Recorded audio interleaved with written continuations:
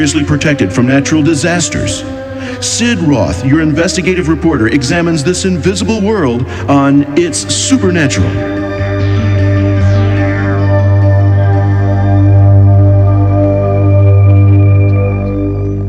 Hello, I'm Sid Roth, your investigative reporter.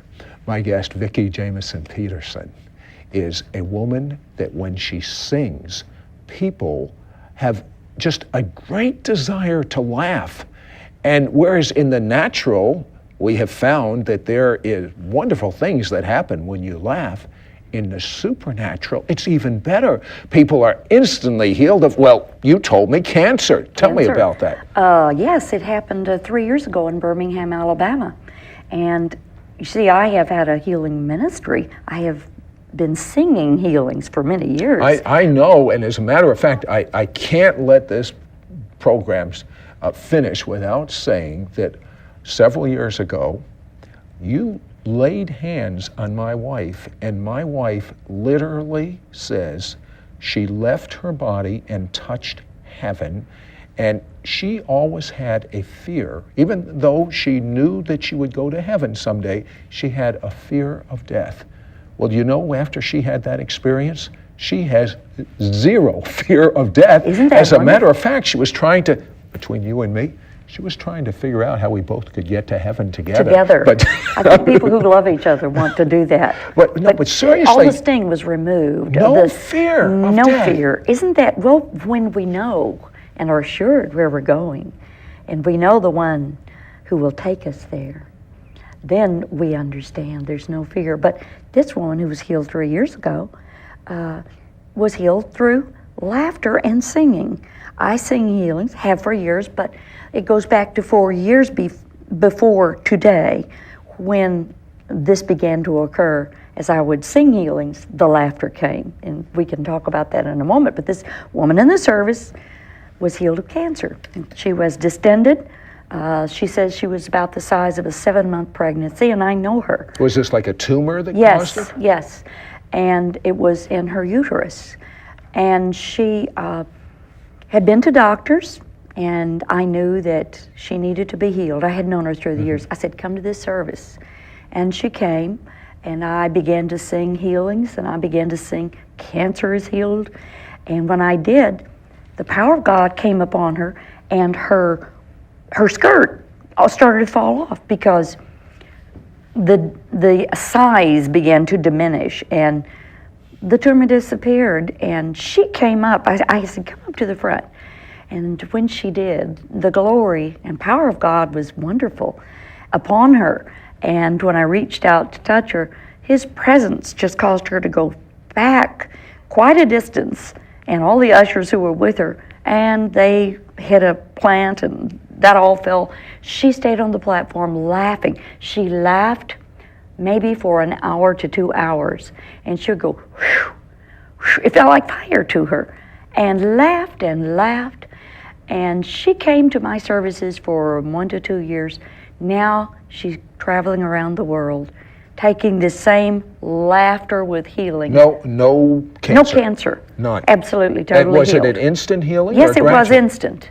It was instant, Is like this, that. Now, I know that for years, when you sing songs, you sing Specific words and specific healings. And when And did people this are first? healed. When did this first start? I mean, I know you're a singer, and so 26 years ago, when I was called to minister, I didn't know what that meant. It was all very unusual to me, and I, not being a theologian and not understanding any of that, I just wouldn't go in ministry. I wouldn't do it because I said to God, you know, I'm a woman. Of course, he knew that. I don't have the education, and I don't have any doors. None of those things. And so he said, will you go where I want you to go? Will you do what I want you to do? And will you be what I want you to be? And when I said yes, I was gradually restored. I was invited to speak for a ladies' luncheon.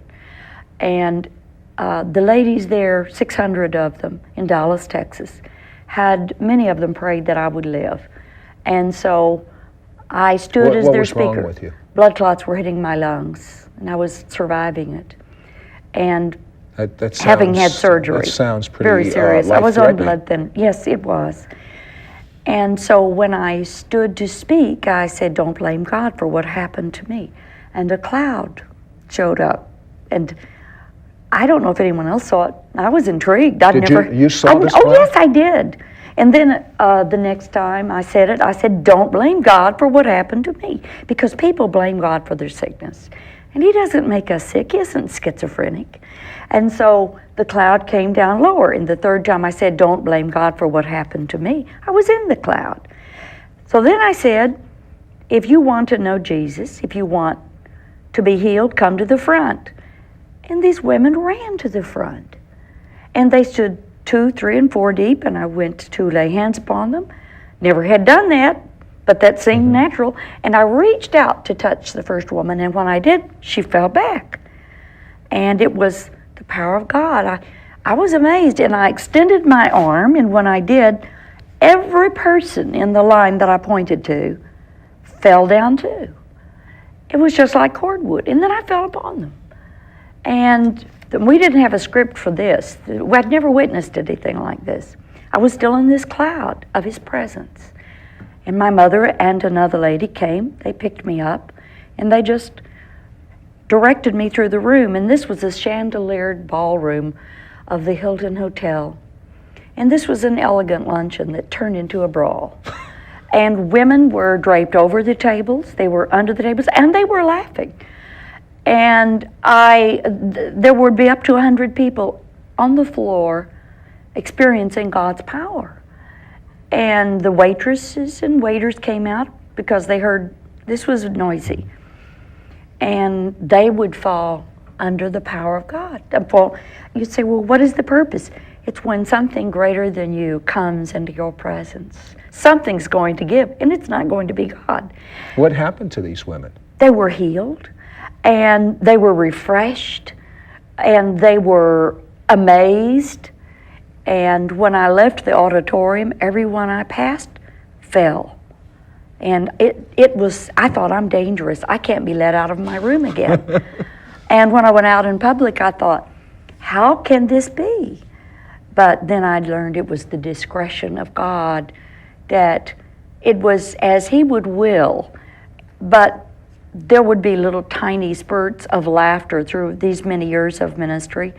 But it was 4 years ago when the laughter became so tell me about obvious. that point. At that point, I was praying, and I was looking to God to change situations in my life. Oh, by the way, whatever happened to the physical condition that you had? Remember when you first Healed started? of blood clots perfectly, absolutely, totally. And when I got in the plan of God, my health began to be great, and it was great for many years. I was healed of cancer later, many years later, and that's still another story. That's just incidental.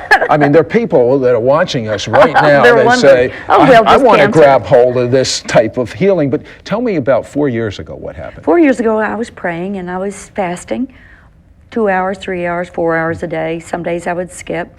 And when I came from that extended period of time back to minister, you reminded me of a story, and I had forgotten that, but I was on a ladies' retreat in the Pocono in the mountains.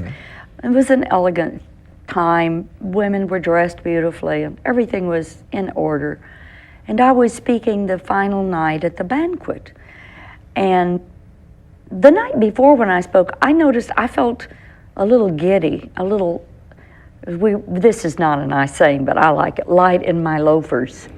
And I just felt just a little percolating humor. And this night, as the banquet was being held, I walked behind the podium to present my speech and to minister to the sick.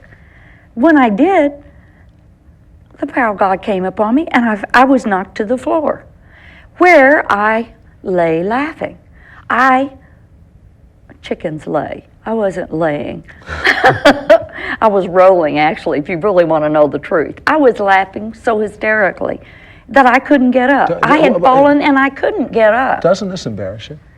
No, it felt so good, I couldn't get up anyway. So what is the deal? I mean, if I'm embarrassed, I'm embarrassed. When you're under the power of God and you experience God in that full dimension, everyone fades away. They're insignificant. You're not considering that. You're no longer a man pleaser. Is that what No, you're saying? and so then my friend, who is married to a doctor also, I'm married to a psychiatrist. Can you imagine God's sense of humor that I'm married to a psychiatrist and this happens to me? It has stretched him, I can tell you. My friend's married to a physician and she was a speaker. She thought she'd never seen me do this and she thought she needed to help cover for my humiliation. She walked up to the podium and says, "Do any of you know This Is That? It's a song." Well, they all laughed and she said, "Do you know This Is That?" And they all laughed even harder. And when she said it a third time, the power of God came upon her and hit her and knocked her backwards. There was a wall, but we didn't know there was also a door in the wall, and she fell out the door and disappeared. Didn't hurt her at all. I was going to ask, did she you wasn't hurt injured. It was the same level floor. And I still couldn't get up. So the pastor's wife comes now because all of her speakers are falling out. And she's going to bring order back to this meeting, and she falls in the floor. And the women laugh even more. And so I could observe everything going on, and I laughed as hard as the ladies laughed. Her husband came he's the pastor, and he took off his coat, laying hands on ladies to be healed. And on the floor, I could see the ladies. They were flying through the air. No one was injured. That was the demonstration of great power coming from God. And, in the natural, it would injure people. And many would say, well, what is the purpose? Why would this be? Well, we can look at Exodus. We can look into the Old Testament and see that when Moses went into the tent in Exodus 40, he could not stand for the cloud of the glory of God. And so when we come into his presence, and it is the fullness of his presence, the Proverbs tells us that a merry heart doeth good like a medicine. Right. We also see in the Psalms, in his presence is fullness of joy. And so when we come into fullness of God's presence, there's a great fullness of joy. Well, even in the natural realm, doctors are finding that when you see comedies, something happens in your body to help the body heal itself. Yes, we were created to be self-healing. That is true. And I collect research and information on laughter therapy because the world has learned, and they are learning, that so much laughter can produce a painkiller that is 100 times more potent than morphine. And that when we laugh until we weep, there is a killer for bacteria in our tears. However, it only lasts for a limited amount of time. That's what I was going to ask you. What is the difference between this natural laughter and what you're talking about? Well, the natural laughter was created of God, and it does a great work. Mm-hmm. And it certainly does cause the brain to do unusual jobs that it was created to do. And it does last for a period of time. Norman Cousins did research because of his own pain, and he discovered that if he would watch a film such as The Marx Brothers, that 10 minutes of laughter would produce a certain amount of time of release from pain. But it was in a time frame. Mm-hmm. But now this that we are encountering, where we see that God is involved so very dramatically and so dynamically that when his presence comes in, we will see healings such as this woman who was healed of cancer, who is today Vicki, ministering. I've got an idea. What? I want Vicki to sing when we come right back. Get ready to laugh, to cry, to experience God, and to be healed. In Manhattan in New York City, and I was... if you got to be anywhere, that's the place to be. That's the place to be. I love Manhattan. And I was speaking for a conference, a women's conference. There were several speakers. My husband, when he can, goes with me when he isn't practicing medicine.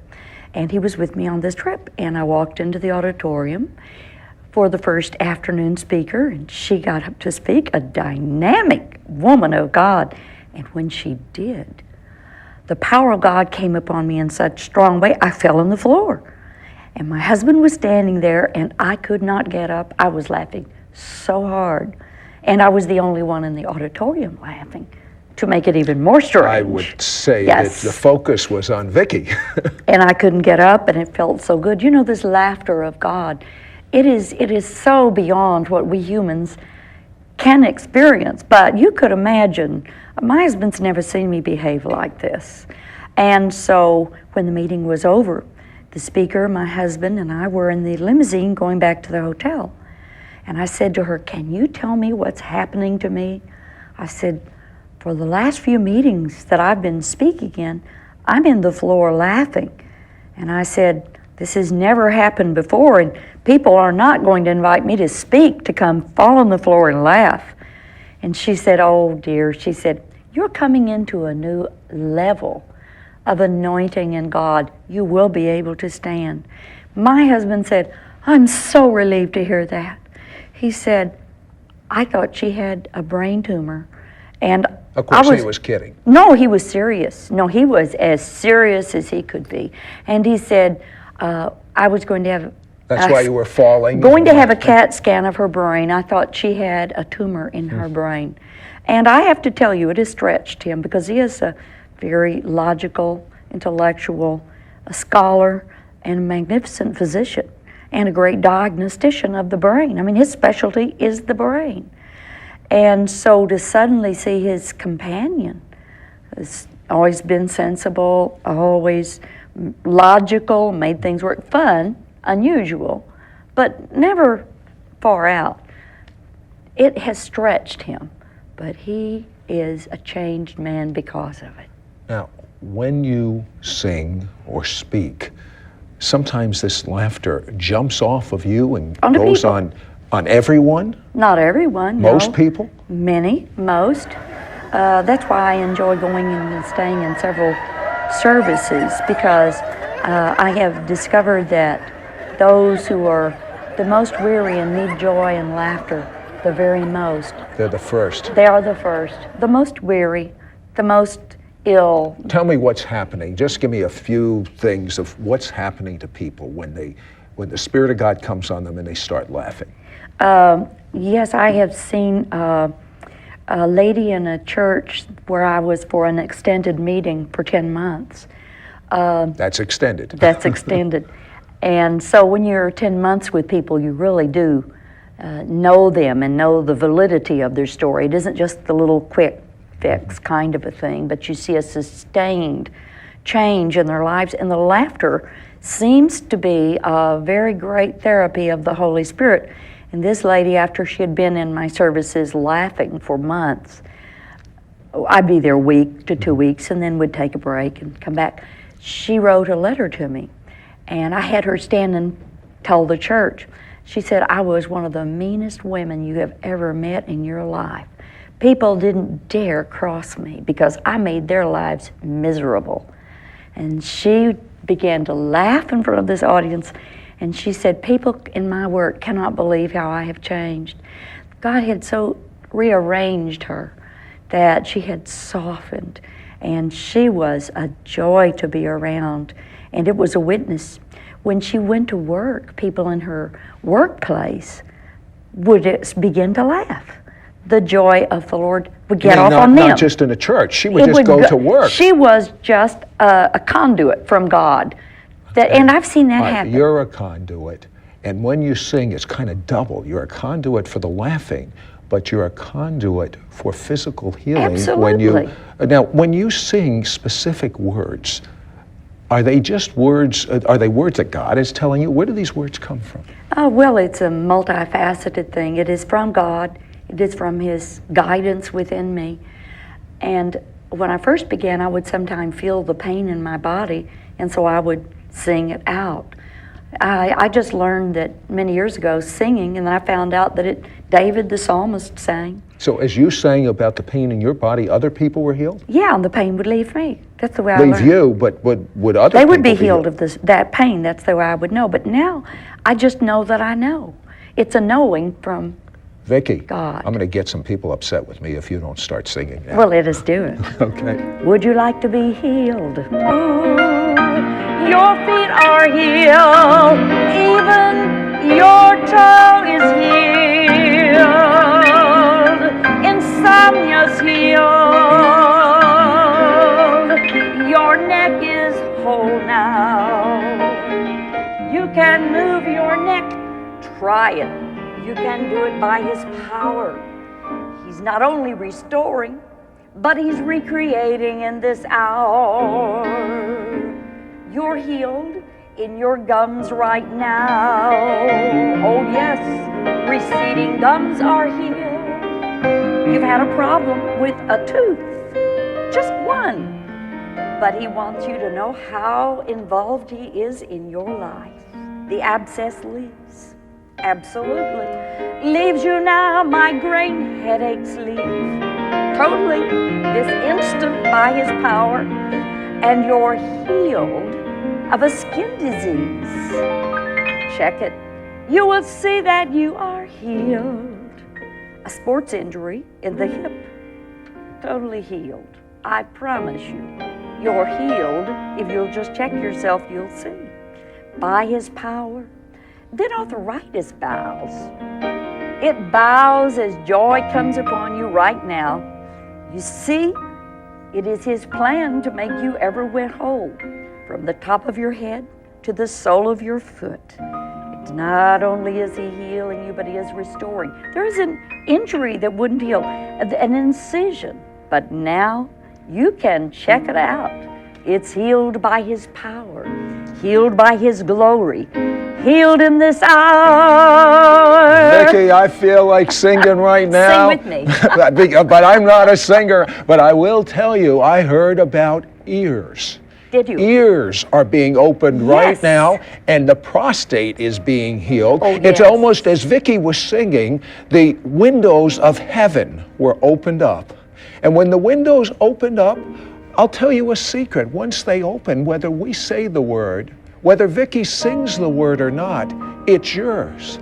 If you'll only believe, and there are people that need to know Jesus. You need to open your heart up to Jesus right now. Make Him your Lord. Repent and believe that He loves you. Believe in His love greater than anything else in the world. And remember,